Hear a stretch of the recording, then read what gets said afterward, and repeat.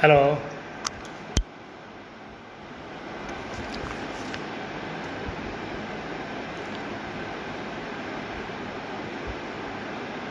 Hello বন্ধুরা,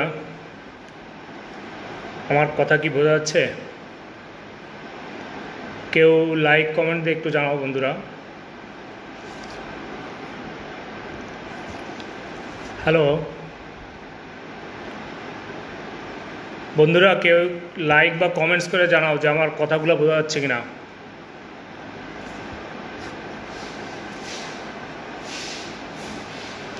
hello বন্ধুরা, কে একটু লাইক বা কমেন্টস করে জানাও যে আমার কথাগুলো বোঝা যাচ্ছে কিনা।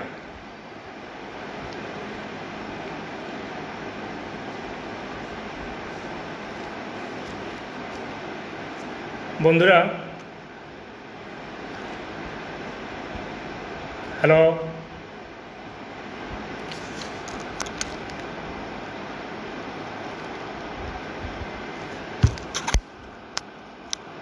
বন্ধুরা, কেউ একটু লাইক বা কমেন্টস করে জানাও যে আমার কথাগুলো বোঝা যাচ্ছে কিনা।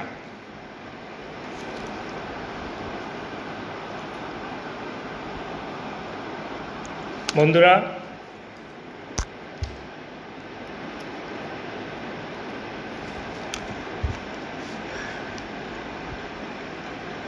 বন্ধুরা কেউ একটু লাইক বা কমেন্টস করে জানাও যে আমার কথাগুলো বোঝা যাচ্ছে কিনা।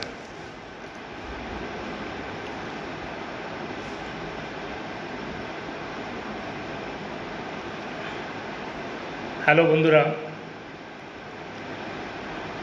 লাইক কমেন্টস করে একটু জানাও যে আমার কথাটা বোঝা যাচ্ছে কিনা। হ্যালো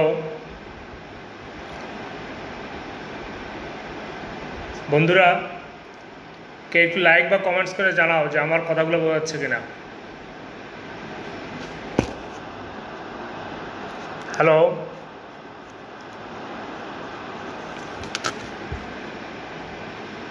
বন্ধুরা, কেউ একটু লাইক বা কমেন্টস করে জানাও যে আমার কথাগুলো শোনা যাচ্ছে কিনা। আচ্ছা, আমি শুরু করি। বুঝতে অসুবিধা হলে আমাকে একটু নক করো বন্ধুরা। আজকের টপিকস হলো করোনা ভাইরাস ও শিশুর যত্ন। প্রথমে আমি আমার পরিচয় দিয়ে নিই। আমি হলো doctor S M Nazmul Islam, registered division of surgery, Dhaka শিশু হাসপাতাল। আমার এখানে পোস্ট গ্রাজুয়েশন করা। আমার এইচএসসি 2002 সরকারি বিজ্ঞান কলেজ থেকে এবং SSC 2000 Mohammadpur government high school থেকে।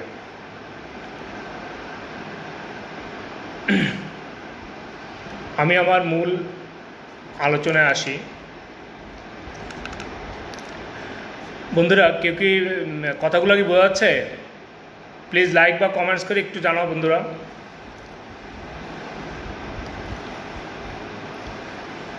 বন্ধুরা, আমার কথাগুলো কি বোঝা যায়? প্লিজ লাইক বা কমেন্টস করে একটু জানাও। বন্ধু যে দেখতেছো, একটু লাইক বা কমেন্টস করে জানাও যে আমার কথাগুলো বোঝা যাচ্ছে কিনা।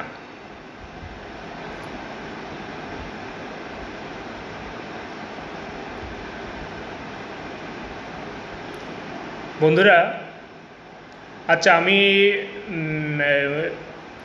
মূল আলোচনায় আসি যে করোনা ভাইরাস ও শিশুর যত্ন। করোনা ভাইরাস নামটা আসছে একটা শব্দ ক্রাউন থেকে, যে করোনা ভাইরাসের উপরে যে স্পাইকগুলো দেখা যায় ওগুলা অনেকটা ক্রাউনের মতো। থ্যাংক ইউ নাজমুল, ধন্যবাদ বন্ধু। কথাগুলো যদি না বোঝা যায় একটু আমাকে কমেন্টস করে জানাও। থ্যাংক ইউ বন্ধু। আজকে আমি আমার পরিচয়টা আবার দিয়ে নিই। আমি doctor S M Nazmul Islam, registered Dhaka শিশু হাসপাতাল। আমার পোস্ট গ্রাজুয়েশন এখানে করা। আমি এমএস করেছি। আমার এইচএসসি 2002 সরকারি বিজ্ঞান কলেজ থেকে এবং SSC 2000 Mohammadpur government high school থেকে। বন্ধুরা, আজ আমাদের টপিকস যেটা করোনা ভাইরাস ও শিশুর যত্ন। যেহেতু আমি ঢাকা শিশু হাসপাতালে আছি, এই জন্য শিশুদের ব্যাপারটা আমি একটু বেশি হাইলাইটস করতে চাই। করোনা ভাইরাস সম্পর্কে এ পর্যন্ত আমার ডাক্তার বন্ধুরা অনেকে অনেক কিছু বলছে, খুব ভালো বলছে। আমি কয়েকজন ওটা শুনছি, অনেক ইনফরমেটিভ, অনেক কিছু করছে। আমিও চাই সেগুলাই হয়তো রিক্যাপিচুলেট করতে বারবার, কারণ এটা বারবার শোনার মাধ্যমে এগুলো আমাদের আয়ত্তে আসবে আর কি। আমি ওদের কথাগুলোই বলবো, শিশুর বিষয়গুলো একটু হাইলাইটস করবো আর কি। এখন আমি মূল আলোচনায় আসি, যে করোনা ভাইরাস ও শিশুর যত্ন। করোনা ভাইরাস নাম যেটা, এটা আসছে একটা শব্দ থেকে ক্রাউন। ওটার করোনা ভাইরাসের সারফেসে এনভেলপের উপর কিছু ক্রাউনের মতো প্রজেকশন আছে, সেগুলোর থেকে এর নামটা আসলে করোনা ভাইরাস আসছে। এটা একটা envelope virus, positive sense single standard RNA virus. এটার 6 species of corona virus present in human body. অনেক ধরনের স্পিসিস আছে, কিন্তু মাত্র 6টা স্পিসিস আছে যেটা হিউম্যান বডিতে রোগ ছড়ায় আর কি। অ্যানিম্যালে আরও অনেক প্রজাতি আছে, অ্যানিম্যালে অত বেশি সমস্যা হয় না, শুধু ডায়রিয়া এই ধরনের সমস্যাগুলো হয়। আর হিউম্যান বডিতে যেগুলো আছে 6টা স্পিসিস আছে, কিন্তু একটা স্পিসিসের আবার 2টা স্ট্রেন আছে, তাহলে হয় টোটাল 7টার মধ্যে 4টা আছে যেটা আমাদের আসলে তেমন ক্ষতি করে না, জাস্ট জ্বর ঠান্ডা কাশি এগুলাই। কিন্তু বাকি যে 3টা আছে, এই 3টা আমাদের জন্য খুবই হার্মফুল। ওই 3টা স্ট্রেন মেনলি আলোচনার বিষয়। একটা আছে মার্স করোনা ভাইরাস, এটার নামটা আছে Middle East respiratory syndrome related corona virus. আর আছে হলো SARS corona virus, severe acute respiratory syndrome corona virus.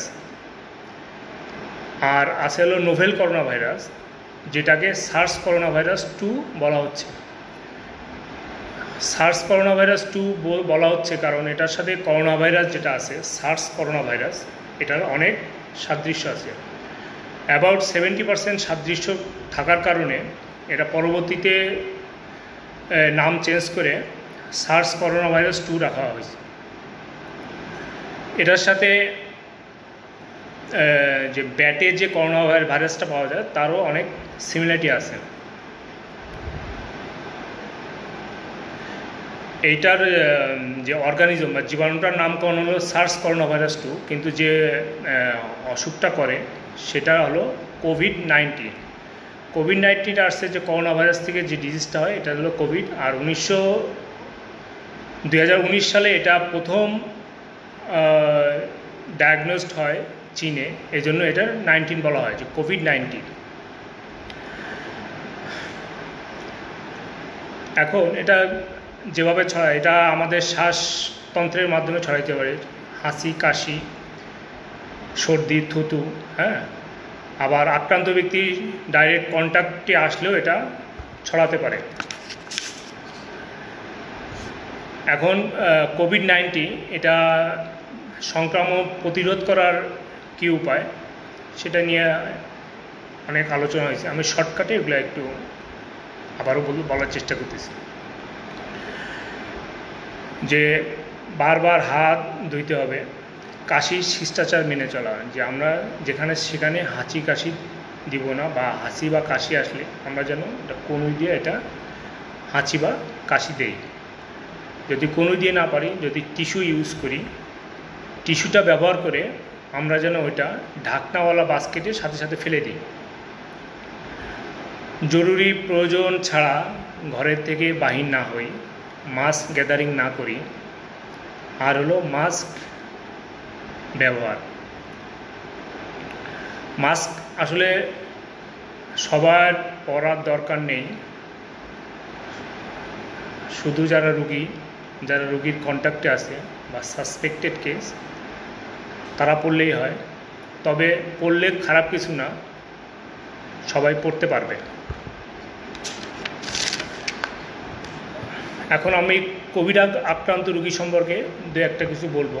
যে কোভিড আক্রান্ত রুগী, যে রোগ আক্রান্ত হইলেই যে আমরা এত ওরিড হইতেছি, কিন্তু এর মাত্র 14% রুগীর অবস্থা একটু খারাপ হয়।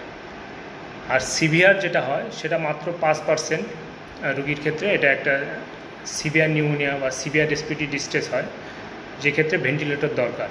হ্যাঁ, আর বাকি যে 80% থেকে 85% এরা সাধারণ জ্বর, কাশি, গলা ব্যথা এগুলো নিয়ে প্রেজেন্ট করে এবং এরা সিমটোমেটিক ট্রিটমেন্টেই আল্লাহর রহমতে ভালো হয়ে যায়। সন্দেহভাজন রুগী কারা, যে সাসপেক্টেড, যাদের ক্ষেত্রে জ্বর, শ্বাসতন্ত্রের রোগ বা বিদেশ ভ্রমণের হিস্ট্রি আছে, যেখানে এই করোনা ভাইরাস খুব মহামারী আকার ধারণ করছে, বা কোভিড-19 আক্রান্ত রোগীর সংস্পর্শে যিনি গেছেন তিনি হলো সন্দেহভাজন। আর মানে প্রবাবল কেস কোনটা? সন্দেহভাজন রোগী কিন্তু এখনও কোভিড-19 ডায়াগনোজড হয় নাই ক্লিনিক্যালি। আর নিশ্চিত যেটা ল্যাবরেটরিতে আমরা পরীক্ষা করছি, পরীক্ষা করে পজিটিভ আসছে। পজিটিভ আসা মানেই সে নিশ্চিত। অনেক সময় কিন্তু নেগেটিভ রোগ আসে, কিন্তু তারপরে কিন্তু নেগেটিভ আসতে পারে। নেগেটিভ মানেই যে 100% নেগেটিভ তা না।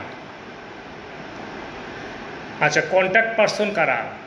যে আমরা বলি যে কন্ট্যাক্টে আসছি বা উনি কন্ট্যাক্টে গেছে। হ্যাঁ, তো কন্ট্যাক্ট পারসনের ডেফিনেশনটা কী হবে? সঠিক নিয়মে পিপিই না পরে যদি কোনো চিকিৎসক বা হেলথ ওয়ার্কার চিকিৎসা দেয়, তাহলেও তিনি কন্ট্যাক্ট পারসন হিসেবে পড়বে। রুগীর সাথে কর্মক্ষেত্রে, যেমন শ্রেণীকক্ষে বসে একই ক্লাস করছে, একই জায়গায় বসে জব করছে। তারপর কোভিড রুগীর যে 1 মিটারের সংস্পর্শে আসলে তাদেরকে বলা হইতেছে হলো কন্ট্যাক্ট পারসন আর কি। আর কাদের ক্ষেত্রে আমরা এই কোভিড পরীক্ষাটা করব? যেসব আমরা সন্দেহভাজন করতেছি যে রোগ হয়তো আছে, সেই ক্ষেত্রে শুধু করব, সবার করার প্রয়োজন নাই। বাংলাদেশে এখন 15টা সেন্টারে এটা হইতেছে আর কি। এখন এটা মানে কিভাবে আমাদের শরীরে এত সমস্যা করতেছে, এটা হাঁচি কাশি বা ক্লোজ কন্ট্যাক্টে আসলে এটা আমার নাক, মুখ বা চোখ এগুলো দিয়া আমাদের শরীরে ঢুকতেছে। শরীরে ঢুকে এখানে আমাদের থ্রট যেখানে আছে ওখানে এটা কিছুদিন রেপ্লিকেট করে, 4-5 দিন থাকে ওখানে। এরপর এটা লাংসে যায়। লাংসে গিয়ে এটা টাইপ 2 অ্যালভিউলার সেল আছে। অ্যালভিউলাসে যেটা কাজ হয় যে আমাদের শরীরে যে অক্সিজেন এবং ডিঅক্সিজেনের ব্লাড ওটার যে এক্সচেঞ্জ হয়, ওটা অ্যালভিউলার সেলে হয়। দূষিত রক্তটা এসে বাতাসের থেকে অক্সিজেনটা রক্তের মধ্যে চলে যায় এবং রক্তের যে কার্বন ডাইঅক্সাইড থাকে ওইটা বাতাসে চলে আসে। এখন যে কোভিড-2 যেটা আছে, সার্স করোনা ভাইরাস 2, এটা গিয়ে ওই অ্যালভিউলার সেলকে ইনফেক্ট করে ওখানে একটা ইনফ্লামেশন হয়। ইনফ্লামেশন হয়ে ওখানে নিউমোনিয়া হয়, ওখানে কিছু সিক্রেশন জমা হয়। ওই সিক্রেশনগুলো জমা হয়ে ছোট ছোট অ্যালভিউলি, বায়ুথলি থাকে আর কি, ওগুলা লিকুইডে পূর্ণ হয়ে যায়। ওটা হওয়ার ফলে যেটা হয় যে গ্যাসিয়াস এক্সচেঞ্জগুলো হয়, সেই গ্যাসিয়াস এক্সচেঞ্জটা সম্পূর্ণভাবে হইতে পারে না। ফলে কি হয় যে আমাদের শরীরে প্রচণ্ড অক্সিজেনের ঘাটতি হয়, আমাদের প্রচণ্ড চেস্ট পেইন শুরু হয়। মানুষ অক্সিজেনের জন্য কাকুতি মিনতি করে, সে অক্সিজেন পায় না, সে চায় শুধু অক্সিজেন, কিন্তু শরীর বাতাস ওখানে গিয়েও বাতাসের যে অক্সিজেন ওইটা রক্তের সাথে মিশতে পারতেছে না। যেসব রুগী ভেন্টিলেটরে মারা যায় তারা খুব করুণ অবস্থায় মারা যায়, শুধু এই কারণে যে তারা অক্সিজেন পায় না। বাতাসে অক্সিজেন আছে কিন্তু সে সেটা নিতে পারতেছে না। মৃত্যুটা অনেক করুণ, অনেক পেইনফুল। ইটালিতে এক নার্স তার ডিউটির সময় এক রাত্রেই আইসিইউতে 8 জন রুগী মারা যায় এবং এই রুগী মৃত্যু ভয়াবহতা দেখে সে পরের দিন নিজেই সুইসাইড করে, মানে এত কষ্টে মানুষের মৃত্যু হয় যেগুলো সিভিয়ার কন্ডিশনে আসে। আচ্ছা, এখন আমি আসি যে কী কী ফিচার নিয়ে করোনা ভাইরাস এই রোগীগুলো আমাদের কাছে আসতে পারে। সাধারণ কাশি বা হাঁচি যদি হয়, এটা নিয়ে আমাদের ওরি দেওয়ার কিছু না, এটা ডাস্ট অ্যালার্জি বা এমনি অ্যালার্জির কারণে হইতে পারে। কাশি, কফ, হাঁচি, নাক দিয়ে পানি পড়ে, এগুলো সিজনাল কাফ অ্যান্ড কোল্ড, এটা নিয়েই হয় না। বা ঠান্ডা কাশির সাথে হালকা জ্বর, এটাও ভাইরাল ফিভার হইতে পারে, অন্য ভাইরাল ফিভার আর কি। আর যে ক্ষেত্রে ঠান্ডা কাশি, গলা ব্যথা, প্রচণ্ড জ্বর সাথে শ্বাসকষ্ট, সেই ক্ষেত্রে আমরা এটা সার্স করোনা ভাইরাস 2 হিসেবে আমরা মানে ধারণা করবো আর কি। আচ্ছা, ডিটেক্ট করার পরে আমরা কি কি পরীক্ষা করতে পারি? কিছু আছে যে সিমটোমেটিক পরীক্ষা, কিন্তু আর কিছু আছে যে নিশ্চিত, যেটা পরীক্ষা করলে আমরা জানতে পারবো যে তার করোনা ভাইরাস আছে কি না। হ্যাঁ, এটার মধ্যে আছে রিয়েল টাইম পিসিআর, হ্যাঁ, যেটা আমরা করতেছে সব জায়গায়। এটা 5 থেকে 6 ঘন্টা থেকে 2 দিনের মতো সময় লাগে এটা রিপোর্টটা আসতে, কিন্তু এটা নেগেটিভ বললে যে রুগীর করোনা পজিটিভ হয় নাই সেটা বলা যাবে না।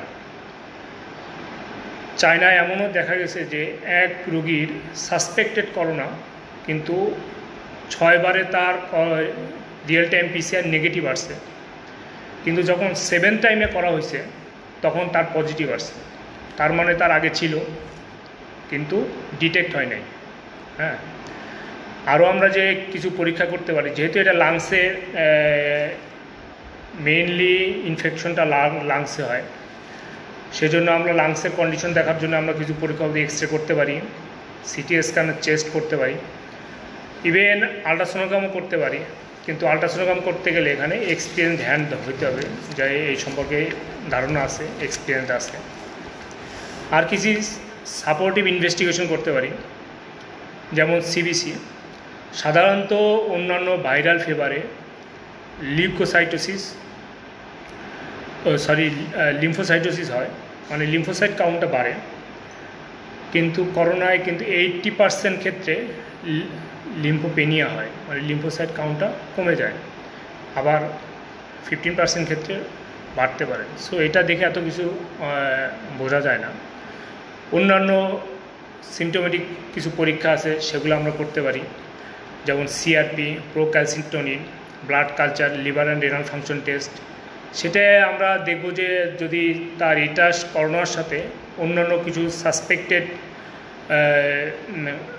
মানে ইনফেকশন আমরা চিন্তা করি যে ব্যাকটেরিয়াল ইনফেকশন আছে, তখন আমরা এগুলো পরীক্ষাগুলো করব।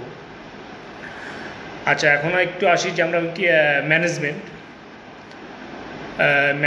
যেটা আসলে এটা ডাক্তারদের জন্য, কিন্তু এটা হলো ম্যানেজমেন্টে আবার 4টা ক্যাটাগরিতে আছে।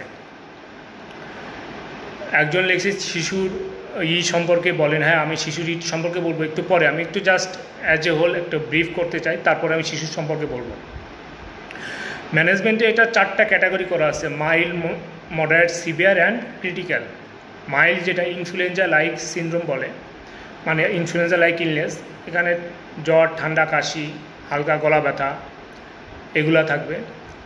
এটার জন্য হাসপাতালে ভর্তি হওয়ার কোনো দরকার নেই, আমরা বাসায় বসে এটা চিকিৎসা করতে পারবো।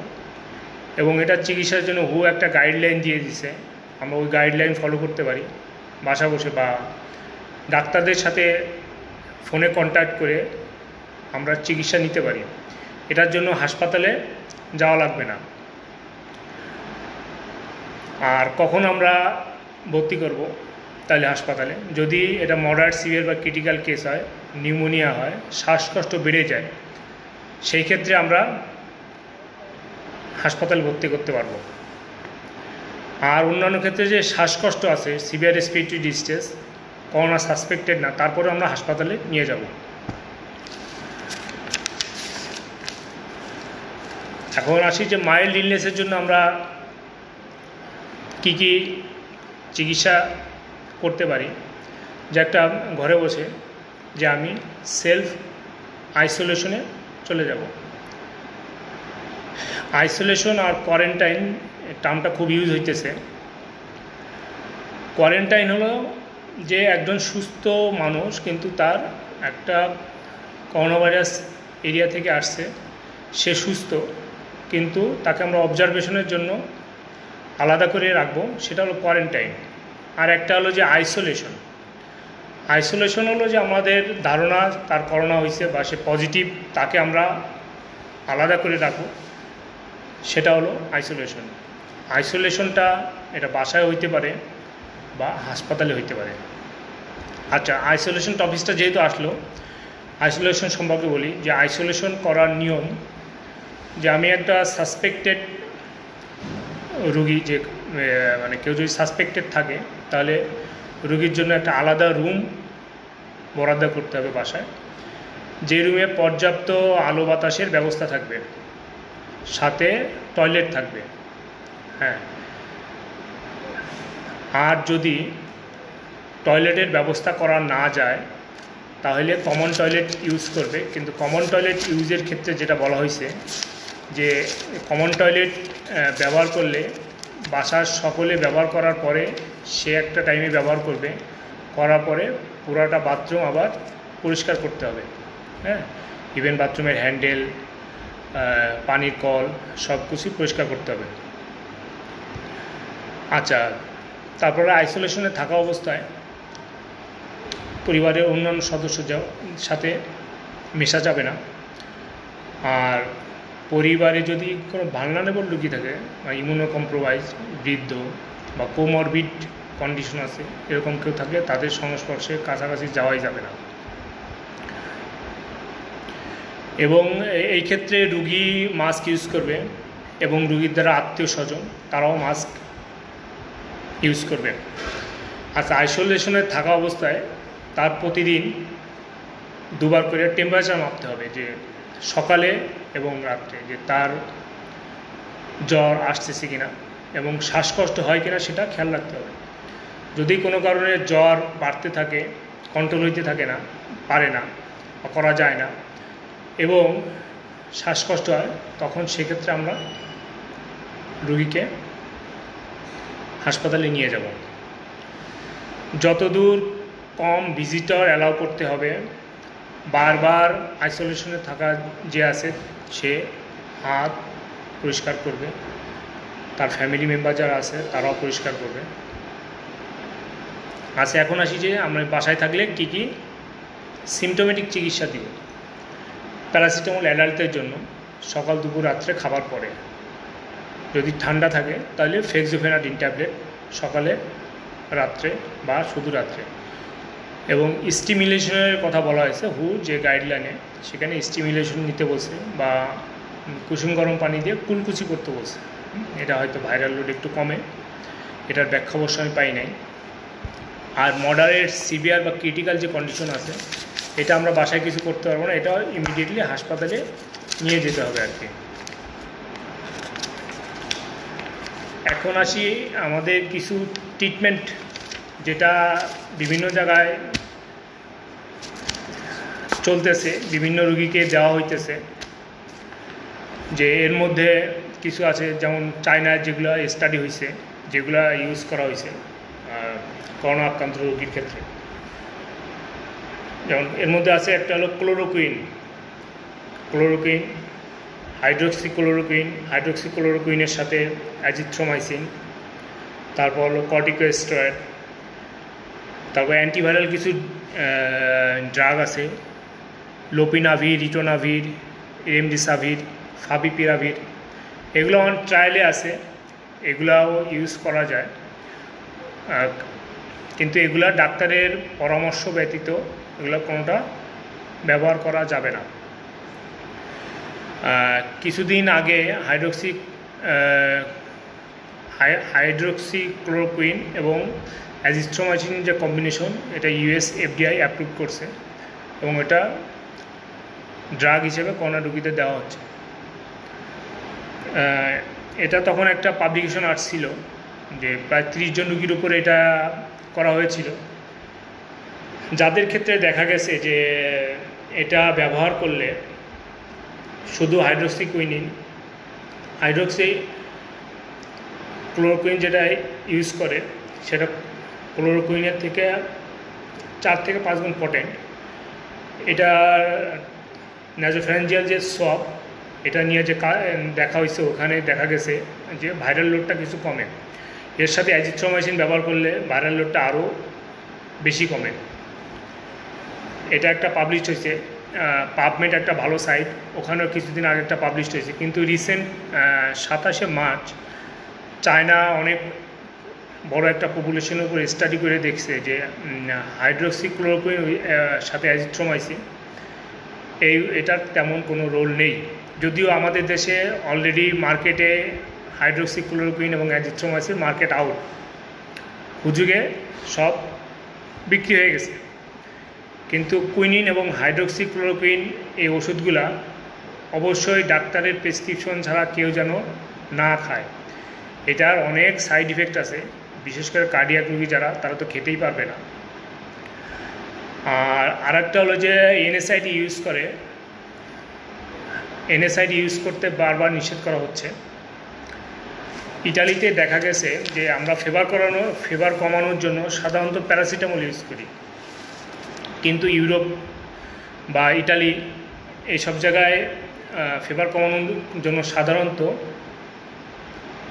আইবুপ্রোফেন ইউজ করা হয়। এই জন্য অনেকেই ধারণা করতেছে যে আইবুপ্রোফেন ইউজ করার কারণে হয়তো ইটালিতে বেশ কিছু লোক হয়তো মারা গেছে। এজন্য বলা হচ্ছে যেন আমরা এনএসআইডিটা ইউজ না করি আর কি। আচ্ছা, তাইলে এখন আমরা কি ইউজ করতে পারি? এবং এটার কোনো প্রোফাইলেকটিক ড্রাগ নেই। যার ইমিউনিটি ভালো সে এসকেপ করে যাবে, যার ইমিউনো কম্প্রোমাইজ, যার কোমরবিড কন্ডিশন আছে আর কি, যেগুলো কোমরবিড কন্ডিশন বলতে বোঝায় যে ইমিউনো কম্প্রোমাইজ পেশেন্ট, যার কার্ডিয়াক সমস্যা আছে, মানে হার্টের সমস্যা আছে, লাংসের সমস্যা আছে, মানে সিওপিডি, অ্যাজমা বা ক্রনিক লাংস ডিজিজের এই সমস্যা আছে, তাদের জন্য একটু সমস্যা। আবার যারা এজ পারসন 70-এর উপরে, সেসব ক্ষেত্রে মর্টালিটি রেট একটু বেশি। আচ্ছা, এখন তাইলে আমরা কি করতে পারি সেটা নিয়ে একটা গাইডলাইন আছে। আমি এই যে হুড গাইডলাইনের থেকে একটু বলতেছি। যেমন আমরা বাসায় কিছু জিনিস আগে থেকে জিঙ্ক ট্যাবলেট খাইতে পারি, ভিটামিন খেতে পারি, ভিটামিন সি বিশেষ করে। তারপরে হলো যে স্টেরয়েডগুলো আছে, স্টেরয়েডগুলো যেন আমরা অ্যাভয়েড করি। আর হু থেকে 4টা ড্রাগ এখন ইউজ করতে বলা হচ্ছে: ক্লোরোকুইন, রেমডিসাভির, ইন্টারলিউকিন অ্যান্ড লোপিরাভির অ্যান্ড ডিটোনাভির, এই 4টা ড্রাগ। এখন এটা গেল যে আমরা ড্রাগ কীভাবে ইউজ করব। আর এল্ডারলি পেশেন্ট যারা আছে তাদেরকে যেন আমরা ডাক্তারের প্রেসক্রিপশন ছাড়া কোনো ওষুধ না খাওয়াই, তাহলে অনেক বড় ধরনের সমস্যা হয়ে যেতে পারে। হ্যাঁ, আচ্ছা, কিছু জিনিস মানে কিছু ওষুধ দেওয়া যাবে না, যেমন প্রেগনেন্ট লেডিতে ক্লোরোকুইন, হাইড্রোক্সি ক্লোরোকুইন, এই ওষুধগুলো দেওয়া যাবে না, তাহলে বাচ্চার সমস্যা হবে। তারপরে কিছু ওষুধ যেমন হেপাটিক মানে লিভারের সমস্যা যাদের আছে তাদের ইউজ করা যাবে না, বা কিডনি সমস্যা আছে তাদের ক্ষেত্রে ইউজ করা যাবে না। এই জন্য এগুলো সব ডাক্তারের পরামর্শ মাফিক সব কিছু করতে হবে। এখন আসি যে আমরা একটা রুগী হাসপাতালে থাকলো, হাসপাতালে থাকার পরে আমরা কখন রুগীকে ছুটি দিব। একটা রুগী হাসপাতালে থাকলে মিনিমাম 3 দিন যদি জ্বর না থাকে, তার যে রেসপিরেটরি প্রবলেমগুলো সেগুলো যদি কমে,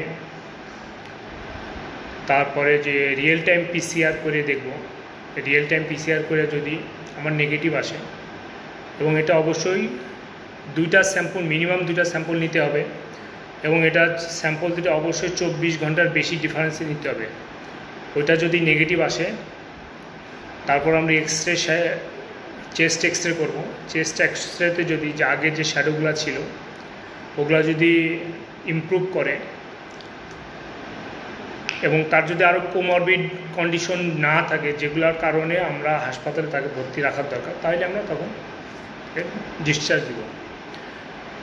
ডিসচার্জ দেওয়ার পরে একটা রুগী বাসায় গেলে তাকেও কিছু ফলো আপ করতে হবে আমাদের। বাসায় যে চলে গেছে এটা মানে যে সে ভালো হয়ে গেছে এমন না। আমি আগেই বলছি যে পিসিআর করলেও অনেক সময় নেগেটিভ রিপোর্ট আসে এবং অ্যাবাউট একটা জার্নালে আসছে যে অ্যাবাউট 30% কেসে যে রিইনফেকশন হইতে পারে। এটা চায়নায় একটা দেখাইছে আর কি স্ট্র্যাটেজি।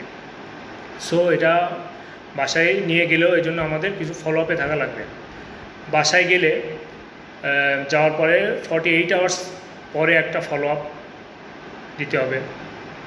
ছুটির 1 সপ্তাহ পরে একটা ফলো আপ, ছুটির 2 সপ্তাহ পরে একটা ফলো আপ, ছুটির 1 মাস পরে একটা ফলো আপ এবং ছুটির 3 মাস এবং 6 মাস পরে আরও 2টা ফলো আপ। 3 মাস এবং 6 মাস পর যে ফলো আপ এটা রুগীকে হাসপাতালে আসতে হবে না, এটা ওভার ফোনে ডাক্তারের সাথে কন্ট্যাক্ট করে সে তার কন্ডিশনগুলো বলবে। এবং ফলো আপে গুলো আমরা কি দেখব,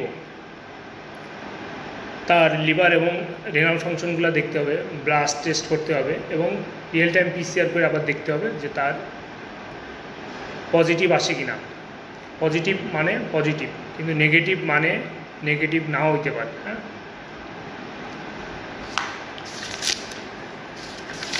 এখন আমি আসব একটু বাচ্চাদের টপিকস, যেহেতু আমি বাচ্চাদের নিয়ে একটু চাইতেছি কথা বলতে। হ্যাঁ, যে একটা ইনফেক্টেড করোনা ভাইরাসের মানে মা ইনফেক্টেড, তার বেবি হয়েছে নিওনেট, সেই ক্ষেত্রে কি মা তাকে বুকের দুধ খাওয়াবে কি না? মা অবশ্যই বাচ্চাকে বুকের দুধ খাওয়াবে এবং মায়ের ক্লোজ কন্ট্যাক্টে রেখেই খাওয়াবে। হ্যাঁ, মা যখন বুকের দুধ খাওয়াবে তখন মা মাস্ক ইউজ করবে। আর যদি বাচ্চার শরীরের মায়ের ক্লোজ কন্ট্যাক্টে থাকে যেটা আসবে সেগুলো সে পরিষ্কার করে দিতে পারবে। এবং বাচ্চা ধরা এবং ধরার পরে মাকে হাত ধুইতে হবে, সাবান দিয়ে হাত ধুইতে হবে। আচ্ছা, এখন হলো যদি বাচ্চা আক্রান্ত হয়, যে বাচ্চা মায়ের বুকের দুধ খাইতেছে, সেই ক্ষেত্রে কি মা বুকের দুধ খাওয়াইতে পারবে কি না? হ্যাঁ, মা বুকের দুধ খাওয়াইতে পারবে এবং অবশ্যই বুকের দুধ খাওয়াবে। সেই ক্ষেত্রে মা বুকের দুধ খাওয়ানোর সময় মা মাস্ক ব্যবহার করবে। বাচ্চাকে ধরার আগে এবং ধরার পরে সে সাবান দিয়ে হাত ধুবে এবং বাচ্চার কন্ট্যাক্টে যদি তার শরীর আছে তখন সেটা এই অংশটুকু সে সাবান দিয়ে পরিষ্কার করে ফেলবে। মা এবং নবজাতক কেউই নিশ্চিত কোভিড-19 আক্রান্ত না, কিন্তু মানে নিশ্চিত না, কিন্তু আমরা সাসপেক্ট করতেছি। সেই ক্ষেত্রেও কিন্তু মা এবং বাচ্চা ক্লোজ কন্ট্যাক্টে থাকবে। আগে যেভাবে বলছি ওভাবেই মা তার বাচ্চাকে বুকের দুধ খাওয়াবে। আচ্ছা, এখন বাচ্চা যদি বড় হয় সেই ক্ষেত্রে আমরা কি করতে পারি? বাচ্চাকে বড় বাচ্চা হইলে বাচ্চাকে আইসোলেশনে রাখা লাগবে, যদি খুব খারাপ কন্ডিশন না থাকে। হোম আইসোলেশনে আমি আগেই বলছি যে একটা সুন্দর রুম এবং একটা রুম থাকবে যেটার মধ্যে ভেন্টিলেশন থাকবে, সাথে টয়লেট থাকবে। কিন্তু বাচ্চা সাইকোলজিক্যালি খুব আপসেট হয়ে যাবে যদি বাচ্চাকে একা রাখা হয় রুমে। এজন্য বাচ্চাকে রাখতে হলে বাচ্চা রুমে পর্যাপ্ত পরিমাণে খেলাধুলার সামগ্রী দিতে হবে, যাতে বাচ্চা ওই খেলনা নিয়ে সময় পাস করতে পারে। এবং তার সাইকোলজিক্যাল সাপোর্টের জন্য তার সাথে একজন ট্রেন্ড হেলথ ওয়ার্কার বা হেলথ ওয়ার্কার না হলেও ফ্যামিলির কেউ থাকতে পারবে এবং সে অবশ্যই পার্সোনাল প্রোটেক্টিভ ইকুইপমেন্ট পিপিই পরে থাকবে। যতক্ষণ সে ওই রুমে থাকবে সে ওটা ইউজ করবে। এবং বাচ্চার খেলাধুলার পরে বাচ্চার খেলনাগুলা অবশ্যই সাবান দিয়ে ধুইতে হবে। আচ্ছা, এখন কোয়ারেন্টাইন কতদিন থাকবে? অ্যাটলিস্ট 14 দিন। এই সময় কিন্তু বাচ্চার মেন্টাল এবং সাইকোলজিক্যাল সাপোর্টটা খুবই প্রয়োজন।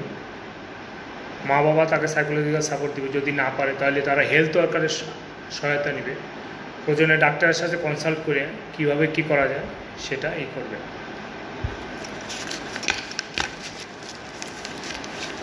একটা বার্নিং কোশ্চেন এখন, যে করোনা ভাইরাসের সময় বাচ্চার টিকা দেওয়া যাবে কিনা, যে বাচ্চার স্বাভাবিক যে টিকাগুলো সরকার থেকে দেয় সেগুলো দেওয়া যাবে কিনা। এই কথাগুলো বলতেছে আমার পার্সোনাল ওপিনিয়ন থেকে। যদি বাচ্চার সরকারিগুলো টিকাগুলো দেওয়া লাগে, আমার মনে হয় আপাতত এখন অফ রাখা। 2 বছরের মধ্যে সরকারি টিকাগুলো দেওয়া যাবে। আর একটা আছে যে বিসিজি টিকা, এটা 1 বছর পর্যন্ত সময় থাকে দেওয়ার। সো আমরা 1 বছর পর্যন্ত দিতে পারবো। এখন যেহেতু এই সময়টা খুব একটা ভালনারেবল পিরিয়ড কাটাচ্ছে আমাদের দেশে, হ্যাঁ, আমরা খুব একটা ভয়াবহ পরিস্থিতির মধ্যে আছি। এখন যে পরিস্থিতি আছে এখানে খুব খারাপ টার্ন নিতে পারে, আবার নাও হইতে পারে। আমরা এই টার্নিং মধ্যে আছি, এখন এই জিনিসগুলো অ্যাভয়েড করা যায়। আর বেসরকারি যে টিকাগুলো আছে আমার মনে হয় যে এখন সেটা না দেওয়াই ভালো। আর এমআর ভ্যাকসিনের সেকেন্ড ডোজ, যেটা 15 থেকে 18 মাসের মধ্যে দিতে হবে, সেটা যদি এখন থাকে, যদি না পারেন সরকারি থেকে দিতে, তাহলে আপাতত দরকার নেই। আপনারা একটু সমস্যাটা, এই ক্রিটিক্যাল সিচুয়েশনটা গেলে প্রয়োজনে আপনাদের যদি 18 মাস কারোর শেষ হয়ে যাচ্ছে, তাহলে সে বাইরে থেকে এমএমআর ভ্যাকসিনটা দিবে আর কি। এই এমএমআর ভ্যাকসিনটা মেয়ে বাচ্চাদের জন্য খুবই দরকারি আর কি।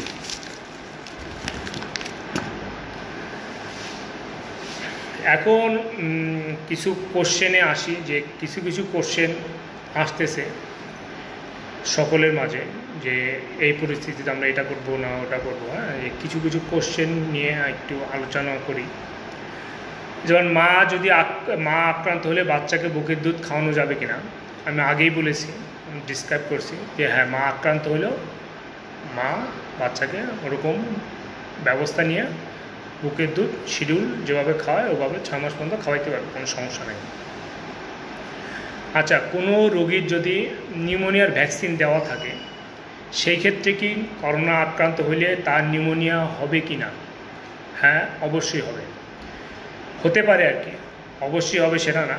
কিন্তু মানে ভ্যাকসিনে যেই নিউমোনিয়া এগেনস্টে যেটা প্রোটেক্ট করে, শুধু সেটাই প্রোটেক্ট করবে। করোনা ভাইরাস দিয়ে যে নিউমোনিয়া হয় সেটা প্রোটেক্ট করবে না। এটা শুধু নিউমোকক্কাল এবং হিপ ভ্যাকসিন, যেটা হেমোফাইলাস ইনফ্লুয়েঞ্জা ভাইরাস এর কারণে যে নিউমোনিয়াটা হয় সেটা শুধু প্রিভেন্ট হবে। আচ্ছা, আরেকটা আছে যে আমরা হ্যান্ড ড্রায়ার কি ইফেক্টিভ যে করোনা ভাইরাস মারার জন্য? না, এটা ইফেক্টিভ না। আমরা হ্যান্ড ড্রায়ার না ইউজ করে বারবার সাবান দিয়ে হাত পরিষ্কার করব। থার্মাল স্ক্যানার কি ইফেক্টিভ করোনা রোগী ডায়াগনোস করতে? না, এটা ইফেক্টিভ না। এটা হলো আমরা দেখব যে রোগীর জ্বর আছে কিনা। জ্বর থাকলে তখন আমরা এটা সাসপেক্ট করতে পারি আদার্স আছে কিনা, সেটার জন্য, জাস্ট ওটা জ্বর আছে কিনা ওটা দেখার জন্য। হ্যাঁ, অনেক সময় ওষুধ খেলে জ্বর নাও থাকতে পারে, মানে টেম্পারেচার হাই না হলে ওটা স্ক্যানার আসবে না। আচ্ছা, আরেকটা যে গরম পানিতে গোসল করলেই কি করোনা ভাইরাস মারা যায়? না, করোনা ভাইরাস গরম পানিতে গোসল করলে মারা যাবে না, কারণ করোনা ভাইরাস 70 ডিগ্রি সেলসিয়াসের উপরে গেলে মারা যায়। আমরা অত তাপমাত্রার পানি দিয়ে গোসল করি না। হ্যাঁ, আমরাই তাহলে মারা যাবো যদি এত বেশি তাপমাত্রা দিয়ে করি। আচ্ছা, আরেকটা যে মশা মাছি দিয়ে কি করোনা ভাইরাসের জীবাণুটা ছড়াইতে পারে কি না? না, এখনও পর্যন্ত এরকম কোনো ডকুমেন্ট পাওয়া যায় নাই। হ্যাঁ, অনেকে বলতেছে যে বাংলাদেশের তাপমাত্রা বেশি, এই ক্ষেত্রে বাংলাদেশের করোনা ভাইরাসের অত ইফেক্টিভ হবে না, করোনা ভাইরাসের আক্রমণ। এটা একটা ভুল ধারণা যে হট অ্যান্ড হিউমিড এরিয়াতে কি করোনা ভাইরাস কম ছড়ায়। না, হট এবং হিউমিড এরিয়ায় করোনা ভাইরাস কম ছড়ায় না। এটা 70 ডিগ্রি সেলসিয়াসে মারা যায়। সো এটা করোনা ভাইরাস ছড়ানোটা প্রিভেন্ট করবে না। করোনা ভাইরাস ছড়াইতে পারে হট অ্যান্ড হিউমিড এরিয়ায়। আমাদের পৃথিবীতে যে তাপমাত্রা হয় সেটা এটা যে কোনো জায়গায় ছড়াইতে পারে। আরটা হলো যে কোল্ড ওয়েদার অ্যান্ড স্নো যেখানে পড়ে সেখানে কি করোনা ভাইরাস ওরকম বিস্তার করতে পারে কিনা? হ্যাঁ, বিস্তার করতে পারবে এবং করোনা ভাইরাস মারা যাবে না। আচ্ছা, সাবান এত কিছু থাকতে সাবান কেন বা 70% অ্যালকোহল কেন? যে এত দেশের এত ওষুধ, যেখানে ভ্যাকসিন কোনো কাজ করতে পারতেছে না, সেখানে সাবান মানে সাবানই মানদাতার আমলের সাবান কীভাবে এত ইফেক্টিভ? আগেই বলেছি আমি যে করোনা ভাইরাস হলো একটা ইনভ্লাভড ভাইরাস। হ্যাঁ, এটা ইনভ্লাভটা কোনো মতে ডিস্ট্রয় হয়ে গেলে এটা নষ্ট হয়ে যায় ভাইরাসটা। এটা হলো লিপিড এর একটা লেয়ার ইনভ্লাভটা। সাবানটা কী করে ওই ইনভ্লাভটা ডিস্ট্রয় করে বা ডিজলভ করে ফেলে, করলে ওর যে নিউক্লিক ম্যাটেরিয়ালস এটা বের হয়ে যায়, ফলে ওটা আর বেঁচে থাকতে পারে না। 70% অ্যালকোহলও সেম কাজ করে। আরেকটা যে একবার করোনা হলে কি আবার হতে পারে? হ্যাঁ, পারে। অনেক সময় টেস্ট রিপোর্ট যেটা এটা ভুল হতে পারে। হ্যাঁ, চায়নায় দেখা গেছে একজনকে 6 বার করার পরে তার পিসিআর, রিয়েল টাইম পিসিআর যেটা, সেটা নেগেটিভ আসছে, কিন্তু 7th টাইম, 7ম বারে গিয়ে তার পজিটিভ আসছে। মানে তার আগে ছিল কিন্তু এটা ডিটেক্ট করতে পারে নাই। এবং এটা 60 to 70% ক্ষেত্রে পজিটিভ আসে। সো 30 to 40% ক্ষেত্রে এটা পজিটিভ থাকলেও পজিটিভ আসবে না।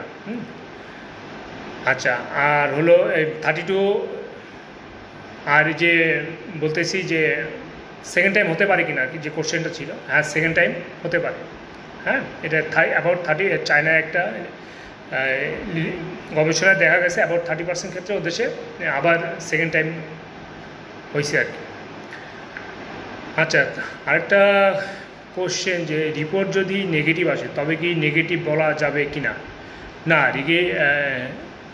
রিপোর্ট নেগেটিভ আসলেও নেগেটিভ বলা যাবে না, কিন্তু রিপোর্ট পজিটিভ আসলে এটা পজিটিভ। হ্যাঁ, এটা কিছুক্ষণ আগেই বললাম যে এটা 60 to 70% ক্ষেত্রে পজিটিভ আসে, রোগ থাকলেও। আর না থাকলে তো নেগেটিভ আসতেই পারে। সো নেগেটিভ মানে নাই, যে নেগেটিভ মানে যে নাই সেটা বলা যাবে না।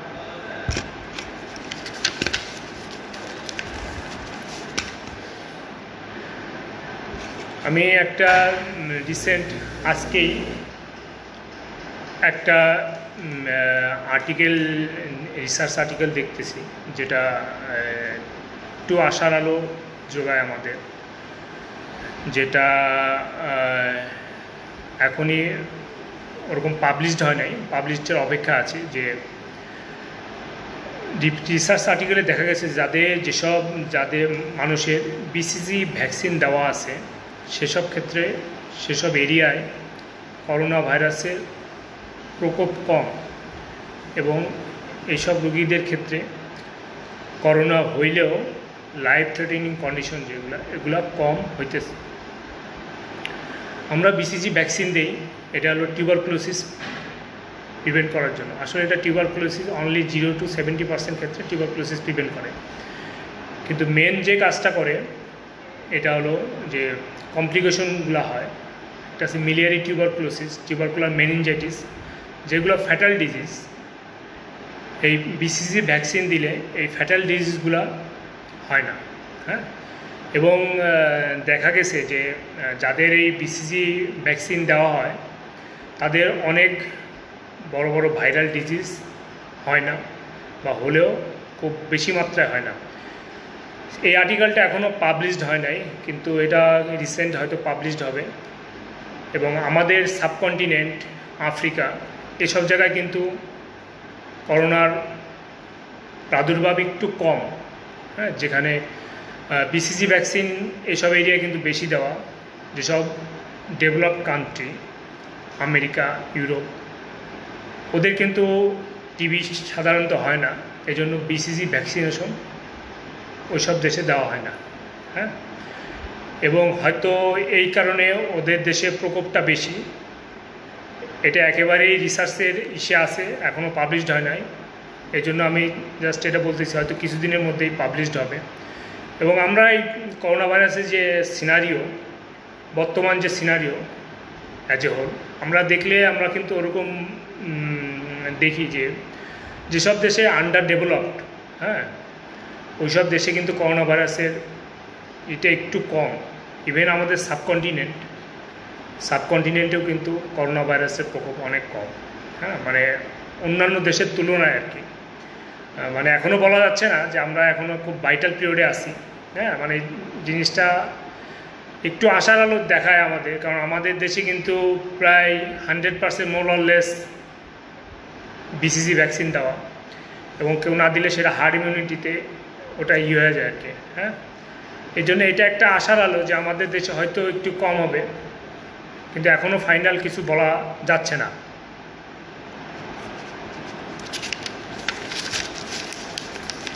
এখানে একজন লিখছে যে একজন ডাক্তার বলল যে করোনা ভাইরাস 23 ডিগ্রি তাপমাত্রা ছড়ায় না।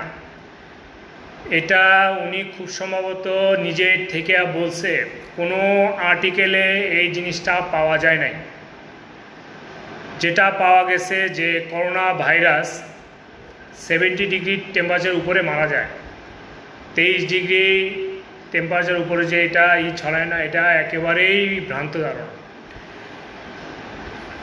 আমেরিকায় ফ্লোরিডা এবং মিয়ামি যে অঙ্গরাজ্য, এটা কিন্তু করোনার করোনার অবস্থা এখন খুব শোচনীয়। প্রতিদিন 10 থেকে 12,000 মানুষ অ্যাফেক্টেড হইতেছে।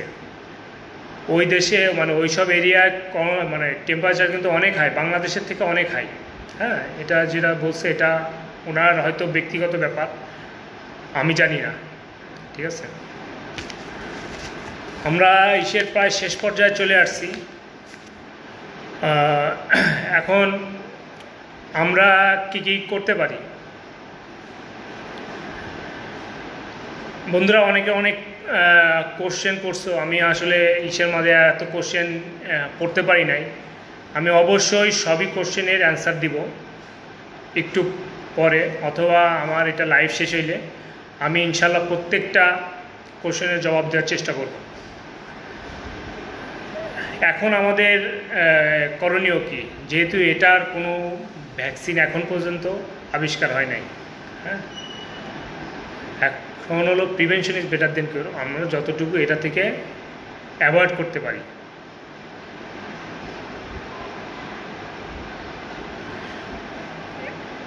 একজন এটা লিখছে যে পিসিভি না পিসিজি, এই কোশ্চেনটা আমি বুঝি নাই।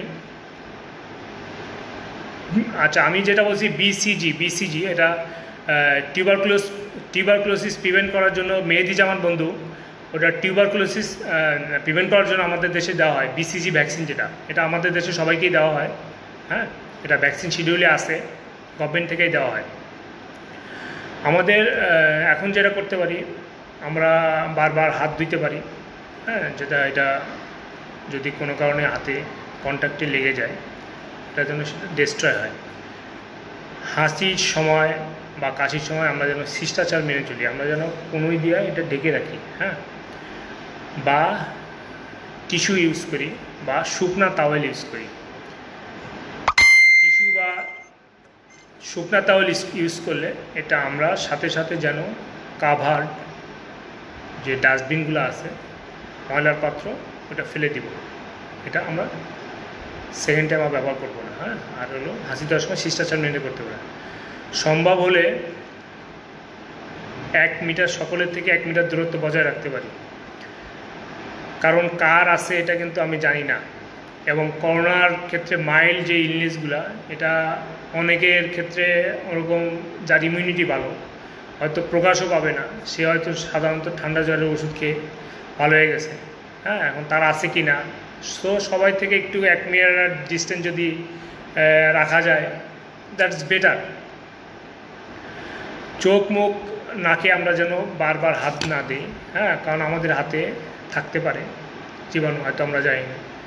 এটা চোখ মুখ এন্ট্রি পয়েন্টগুলো হলো চোখ, মুখ, নাক, এগুলো। হ্যাঁ, আর যদি জ্বর, কাশি থাকে সাথে এবং সাথে গলা ব্যথা, এসব রোগীর যদি শ্বাসকষ্ট হয় তাহলে আমরা দ্রুত এটা ডাক্তার দেখাবো, হাসপাতালে শরণাপন্ন হবো, হাসপাতালে যাবো আর কি। আর প্রয়োজন ব্যতীত ঘোরাফেরা করবো না, যত অ্যাভয়েড করা যায় বাসার বাইরে বের হওয়া, সেটা করব। আমি অনুষ্ঠানের প্রায় শেষ পর্যায়ে এসে গেছি। এখন আমাদের দেশে করোনা পরিস্থিতি নিয়ে একটু বলি যে আমাদের দেশে যে প্রধানমন্ত্রী যে ইনিশিয়েটিভ, যে অ্যাকশনগুলো নিছে খুবই ভালো, কিন্তু আমরা মানুষ হিসেবে ওগুলা কিন্তু পালন করতে পারতেছি না। আমাদের প্রধানমন্ত্রী যেটা অনেক দেশেই পারে নাই, তিনি কিন্তু সেটা করে দেখাচ্ছেন। লকডাউন করে দিছে, মানুষের সরকারি ছুটির ব্যবস্থা করে দিছে, ঘরে বসে সে যেন বেতন পায় সেটা নিশ্চিত করেছে। কিন্তু আমরা কিন্তু ঘরে বসে থাকছি না। 1971 সালে যে যুদ্ধ হয়েছিল সেখানে মানুষ 9 মাস যুদ্ধ করছে, আর আমরা এই কিছুদিন ঘরের মধ্যে থাকব, প্রয়োজনে আমরা বেতন পাব, তারপরেও কিন্তু আমরা বাসায় থাকছি না। আমাদের অবশ্যই ঘরে থাকতে হবে। সকলেই কিন্তু এমন না যে দিন আনি দিন খাই, তেমন না। অনেকে স্বাবলম্বী আছে, অনেকে ভালো লাগতেছে না, যাই আজকে একটু ঘুরে আসি, এটা করে করে কিন্তু এই গ্যাদারিংগুলো হইতেছে। আজকেও কোথাও অনেক জায়গায় দেখা গেছে যে জ্যাম আছে, হ্যাঁ, যানজট আছে, যেটা সরকারি ছুটির দিন এবং স্কুল কলেজ বন্ধ থাকলে সাধারণত এই জ্যামগুলো দেখা যায় না। অনেকে বেরোতে শুরু করছে, বোর ফিল করতেছে। কিন্তু বন্ধুরা, দয়া করে বাসায় থাকো। শুধু আমার তোমার জন্য না, প্রত্যেকটা মানুষের জন্য খুব হেল্পফুল। আমাদের প্রধানমন্ত্রীকে আমি ধন্যবাদ দিই যে তিনি এগুলো উপলব্ধি করছে এবং খুব ইমিডিয়েট, যেখানে আমেরিকা, ইটালি, ইউরোপের অনেক বড় বড় দেশ এই জিনিসগুলো ইনিশিয়েটিভ নিতে পারে নাই, কিন্তু আমরা কিন্তু আমাদের দেশের প্রধানমন্ত্রী করতেছে। কিছু ত্রুটি থাকবে, এটা সব সময় ছিল, প্রত্যেকটাই 100% করা যায় নাই। হ্যাঁ, তারপরেও যেটা করছে আমাদের মতো একটা দেশে থেকে, এটা অনেক আমরা আমরা আমরা আমাদের সরকারকে সহায়তা করি। সরকার ইচ্ছা করলে কলকারখানা এদেশের অর্থনীতি সচ্ছল রাখার জন্য সে কিন্তু ছুটি নাও দিতে পারতো, শুধু স্কুল কলেজ বন্ধ করে দিত, কিন্তু সে কিন্তু সেটা করে নাই। যেটা উন্নত অনেক দেশই যেটা করতে পারে নাই, কিন্তু সে সেটা করছে। সো আমরা সেটা মেনে চলি বন্ধুরা। আমরা আমাদের নিজের থেকে যে যতটুকু পারি, নিজের স্থান থেকে বাসায় থাকা যায়, সরকারকে যতটুকু সাহায্য পারি করি, তাহলে এটা থেকে আমরা বের হয়ে আসতে পারবো।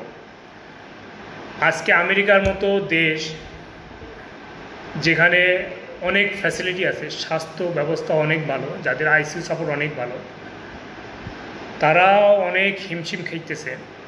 একদিনে 1000-এর বেশি রুগী মারা যাইতেছে, তাদের কন্ট্রোলের বাইরে চলে যাচ্ছে। ইটালির অবস্থাও খারাপ, স্পেনের অবস্থাও খারাপ, ইউকের অবস্থাও খারাপ। সো আমরা যেন আমাদের দেশে যেন বন্ধুরা এটা না হয়, এবং এটা আমরা আমাদের থেকেই এটা কিন্তু প্রিভেন্ট করতে পারি। এটা সরকার যতই বলুক, আমরা যদি সচেতন না হই এটা করতে পারবো না। ঠিক আছে বন্ধুরা, আজ এতটুকুই। কারোর কোশ্চেন থাকলে বন্ধুরা এইগুলো লেখো, আমি ইনশাল্লাহ প্রত্যেকটা কোশ্চেনের অ্যান্সার দিব। আর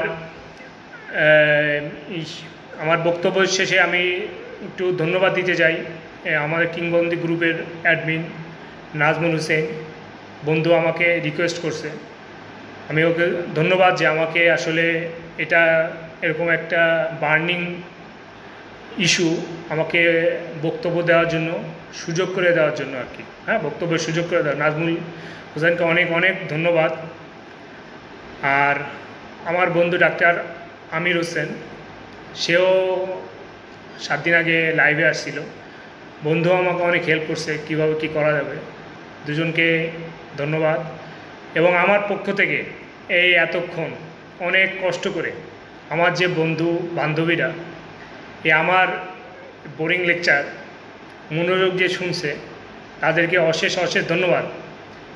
এবং এই গ্রুপের যে সকল সদস্য আছে সকলকেই ধন্যবাদ।